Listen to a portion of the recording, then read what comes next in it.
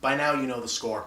When I turn up in these things in person, it's usually for something important, and brother, I can't think of anything more important than what I've got to talk about now. Guys, we are in trouble. And by we, I mean gamers, the games we play, and the industry that makes them. I know we've talked about this trouble before, but this is different. See, while this guy is still a problem, and this guy is still a problem, those problems won't be worth solving if there aren't any good games worth playing. Now, this could end up going long, so I'm going to jump right into it. The video game industry right now is in a uniquely perilous position in the world of creative product. A position where it's not only creatively difficult to make good games, it's actually financially difficult. We are rapidly approaching a situation where, simply put, there is no money in good games. And overwhelmingly, it's our fault. We let this happen. Now, that's the bad news. The good news is, I don't think it's too late to fix it. Now, it won't be easy. In fact, some of it's going to be hard. This problem is so big, the change can't be simple. And since as consumers, the only way we have to speak out is with our wallets, it has to involve nothing less than a fundamental shift in the way we choose to buy our games. I'm talking about changing the system, the whole damn balance of power.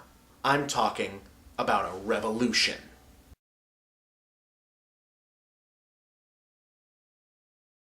Now, I want you to think about the storming of the Bastille, the siege of Havana, the Boston Tea Party, the crazy moron Tea Party. Every revolution needs a story, and every story needs a bad guy. Ours is called GameStop. Now, I want to be very clear here. This is not about hating GameStop. I don't hate GameStop. I've shopped there in the past. I'll shop there in the future. I'm pretty sure I have one of those edge cards. I don't care who runs GameStop. I'm sure they're nice people. I'm not trying to suggest any kind of conspiracy on their part. They are not the bad guys because they're GameStop. They're bad guys because they're a monopoly, and they're a monopoly whose business model is damaging the industry that it's in. And if someone else was doing the same thing, they'd be the bad guy. Now, first things first. Monopolies are always bad. Always. And despite the beret, I don't mean this as some kind of socialist ideological tract. I'm all about capitalism. But capitalism only works if there's competition. Without it, there's no incentive for a business to try and do better. McDonald's is better off because of Burger King, Nintendo was better off because of Sega, Walmart is better off because of Target, and the United States damn sure had a lot more in the way of forward momentum when we had the Soviets to measure dicks against. But that's not the whole problem. The bigger issue here is what GameStop does with the monopoly they have. That's right, we're talking about the used games racket. See, technological evolution kinda played a nasty joke on gamers. The ability to save games on an in-console hard disk rather than on the game itself made holding on to one specific copy of a game no longer necessary, meaning that in theory, you could now play all the way through lots of games bit by bit without having to start over and without having to buy your own copy. By renting. Except, well, it took so long for games to become so mainstream that by the time something like a game-centric rental store was feasible, rental stores in general were becoming obsolete. So there we were, an ideally rental-oriented hobby with no real mass rental apparatus available. So GameStop went and did what was for them the next best thing, orienting their business heavily in favor of a trade-in business model.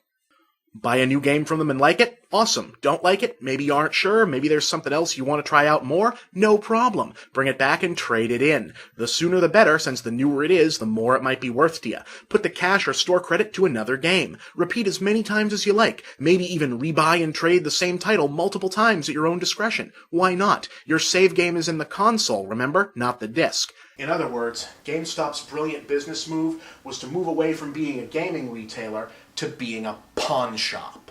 Now let's be honest, this is a good system for us. You get to try a whole bunch of games without having to go broke on blind buys, and it's a great system for GameStop. They get to make double, even triple the amount of a company that only sells games new. But it works out lousy for publishers and developers. See, they only make money once, the first time the game gets sold, and even then, a small percentage. And GameStop gets games back used so quickly they can easily justify charging pretty damn close to full price for them. But since it's a used sale, they keep 100% of the profit.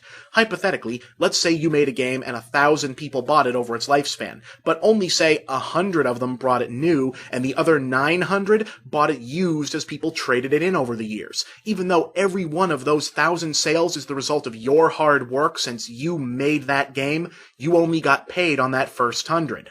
Yeah, in the GameStop model, which by virtue of there being a monopoly is by default the game sales industry model, developers and publishers get screwed. No, actually, it's worse. Developers get fucked. No, developers get fucked in the ass by a radioactive chainsaw with hepatitis. Now, maybe that doesn't matter to you very much, or at all. I get that. Game companies are huge, they make lots of money, way more money than you and I will ever make, and some of them are huge douchebags. But remember, shit rolls downhill. When one of these screw-overs happen, it's not Nintendo or Activision or whoever who feels it. It's the developers, the artists and the writers, all the lower-ranked people. The net effect of this is that even though games aren't movies, developers are now forced to sell them like they were. In the past, even big games were expected to sell well gradually over time by building up word of mouth from gamer to gamer. But because America's favorite pawn shop here has made the buy-it-used concept so pervasive, publishers are increasingly forced to devote their attention to games that they know will sell huge right away sight unseen. And you know what that means. Proven franchises with existing, blind support and as little innovation as possible. Do I even have to name names?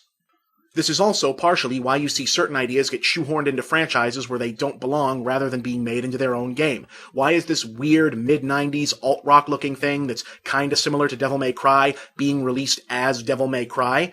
Because Devil May Cry will sell new copies the first week, while IP similar to Devil May Cry will get bought used at GameStop a few weeks later. Now that's where the blame has to go to GameStop. Their business model has created a situation that actively discourages developers from implementing good new ideas.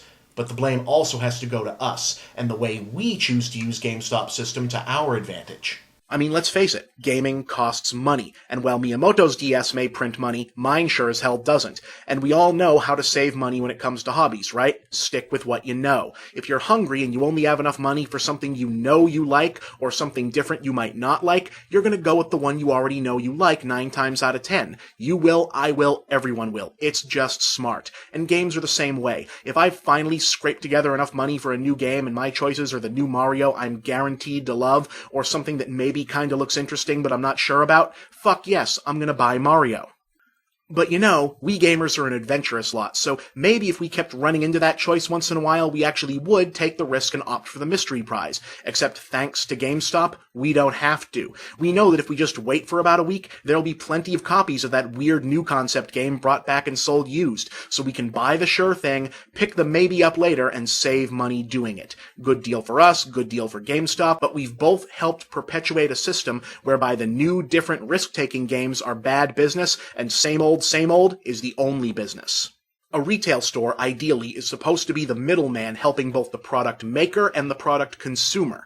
The maker by putting their goods in a place where people can easily access and buy them, and the consumer by putting all the various goods out there with their competition and offering honest appraisals when asked of which would better meet our needs. This is that free market you hear so much about, but GameStop isn't really doing that. What they're doing is essentially a Yojimbo gambit, pitting game customers and game developers against one another and making a fortune off the results. This has to stop. So I'm using this platform, my platform, to lay out a series of proposals for what I'm calling, without a hint of irony and only a wee bit of egomania, the revolution. No signs, no marches, no protests, just a few simple things that you, me, and others can do voluntarily to change the way we buy games, and in doing so, maybe help change the way games are sold to us. Some of them are simple, some of them are hard. None of them are as easy as just waiting for the advent of full digital distribution to make the whole thing moot and hoping too many games don't die before that happens. But at least maybe we can say we tried. I want to be very clear on this point. This is not a mandate. These are merely ideas and suggestions, nothing else. You're not a bad person if you don't do them. You're not a better person if you do them. And obviously everyone needs to think of their own needs, finances, and priorities first. But if you can do any of these things and you support the change I'm trying to effect here, maybe give them a shot. That's all I'm asking. So without further introduction, here is the blueprint for the revolution.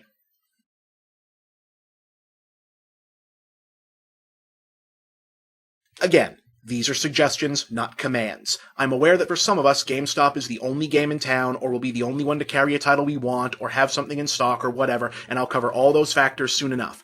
Basically, the idea is to make GameStop the last place you go. That's all, just not the first.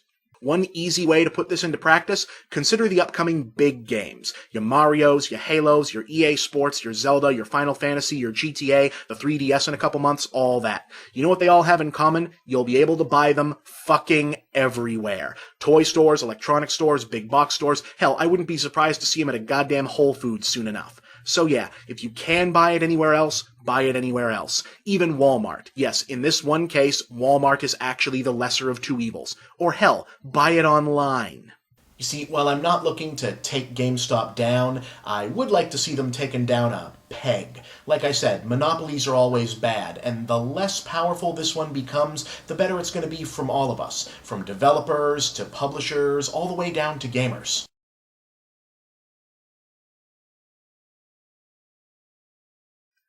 Not all of us are lucky enough to have a small or independent game store near us, but if you do, you should definitely make one of them your first priority on your where to buy games list. Unless their prices suck or they're run by assholes, of course. But if there's a good indie store near you, find any excuse you can to support them however you can. Stores like that are the beating heart of video game culture, and the day we lose them is a day we lose a huge part of what makes this hobby so special. You know what some of those indie stores also do? They also buy and sell used games. So if you do have to game on a budget, why not do the trade and used shuffle with them where it can do some good, rather than with you-know-who where it really can't? Lesser evils, remember?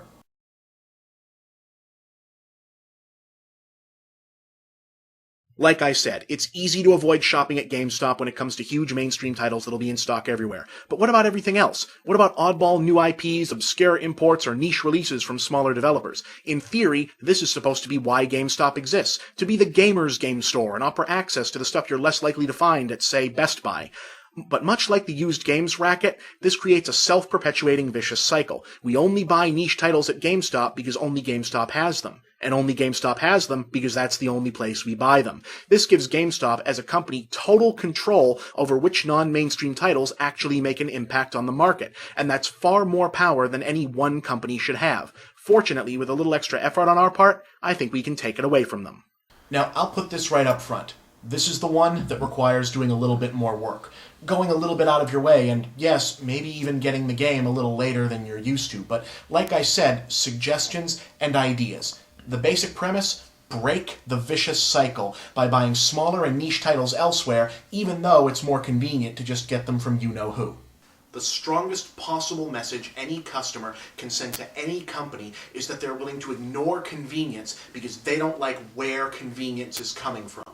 First, the easiest way. Buy online. There's a kabillion places to buy games online, and the selection is way bigger than any store. Second, if you prefer to shop in the physical world, remember those independent game stores? Ask them if they carry it, or can order it for you. Indie stores also are more likely to know what you're talking about right away. Third, well, here's where it gets a little dicey.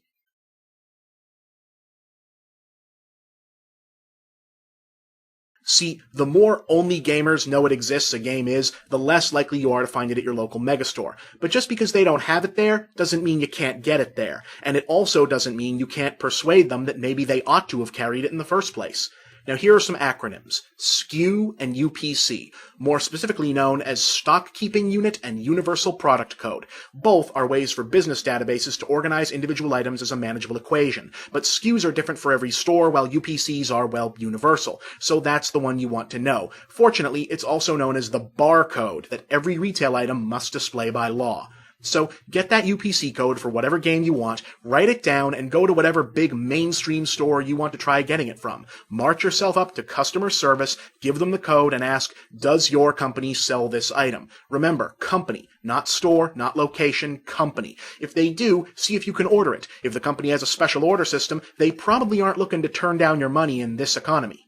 You know what else is nice about getting a few games here and there this way? You might actually be helping to make the stores you get them from, in lieu of you-know-who, more gamer-friendly. See, big stores like these carry hundreds of thousands of products, so it's impossible for 1 or even 100 people to keep track of all of them and decide what to carry and what not to. Those decisions are left up to corporate sales analysts, who are usually working from semi-automated computer calculations, and they're only really interested in one thing: what are people buying? If something really sells well in one location, especially if it's something that wasn't on sale and thus earn more profit, the calculations are probably going to recommend send them more of it. And these days, a lot of companies use analysis so sophisticated, it's also set up to say send them more of other things that are similar to it as well.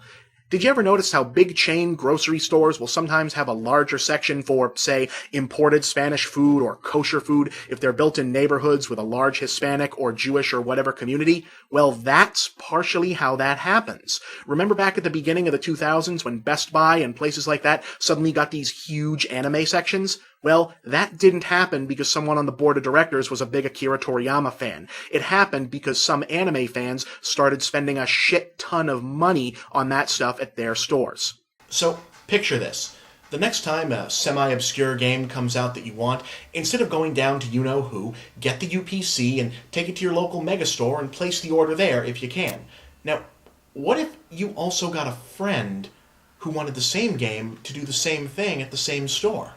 What if you got 5 friends? What if you got 10? What if you got 20? What might happen then? Well, maybe nothing. Or maybe, just maybe, that store would get the idea that that was money to be made in stocking that sort of thing. Stranger things have happened. Hell, since we're imagining, let's imagine bigger. What if, hypothetically, gamers who maybe saw this episode or thought the way I did used all those cool social networking tools where you can interact with one another like Facebook, MySpace, Twitter, or, hey, ScrewAttack, to organize and coordinate this kind of thing? Hey, gamers in the general vicinity of Anytown, USA, let's everyone who is planning on getting such and such non-mainstream game go order it from this or that big mainstream store within this or that time frame. Let's do it. Or, going back over the other steps, what if you just used it to share information about alternative places you found to buy games? I mean, think about it for a minute. If you only knew it was there, would you get in your car or hop on a bus to go to an independent game store a couple of towns over to get the game rather than just going around the corner to a GameStop or your local megastore if you thought that maybe if enough people doing so, things would get better?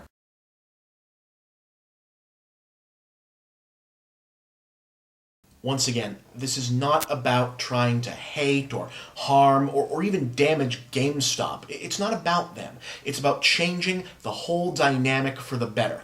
Video game retail, for lack of a better word, is broken. It's not working the way it's supposed to work. Did we forget that we, the customers, we, the gamers, were supposed to be in charge of what succeeded and what failed? Instead, success in this industry is largely being determined by one retailer's de facto monopoly and the side effects of the used games racket. We lost control because we neglected to take responsibility, and it's time we take both of those things back. To change the way games are made, you've got to change the way games are sold. And to do that, you've got to change the way games are bought. By you, by me, by us. That is the revolution. It doesn't belong to me. I'm not the leader. There is no leader, because it's not a movement, it's an idea. The revolution is everyone who does whatever they can, wherever they can, in whichever circumstance they can, to spend their gaming dollar in a way that they believe might actually help the industry, from supporting independent game stores to seeking out non-mainstream titles in places you might not expect. You are the revolution. It's funny. We actually, this was supposed to be like a Glenn Beck parody, but I don't have a chalk. We don't have a chalkboard, right? No chalkboard. We don't sorry. have a chalkboard. Yeah, I wanted a you can't do Beck without a chalkboard, so we're going with this what would you call this, like a Che Guevara thing? Yeah, pretty much. This is like okay. So we're going with that. Hopefully, it cuts together. I don't know.